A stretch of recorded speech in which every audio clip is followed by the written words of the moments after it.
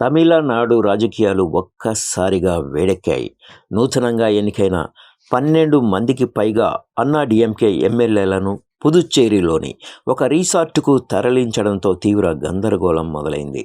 నటుడు విజయ్ నేతృత్వంలోని తమిళగ వెట్రి కలగంకు ప్రభుత్వ ఏర్పాటుకు మద్దతిచ్చే విషయంలో పార్టీలో విభేదాలు తలెత్తాయనే ఊహాగానాలకు ఈ పరిణామం బలం చేకూర్చింది. అయితే ఈ వార్తలను అన్నాడీఎంకే నాయకత్వం తీవ్రంగా ఖండించింది. పార్టీలో ఎలాంటి విభేదాలు లేవని, అంతా సవ్యంగానే ఉందని స్పష్టం చేసింది. టీవీకే తమ ఎమ్మెల్యేలను ప్రలోభపెట్టే అవకాశం ఉందని, వారిని కాపాడుకోవడానికే రిసార్టుకు తరలించామని వివరణ ఇచ్చింది. టీవీకేకు అన్నాడీఎంకే ఎలాంటి మద్దతు ఇవ్వటం లేదు. పార్టీ చీఫ్ ఈపీఎస్ ఆమోదంతోనే ఈ విషయం ప్రకటిస్తున్నాను అని సీనియర్ నేత కేపీ మునుస్వామి స్పష్టం చేశారు.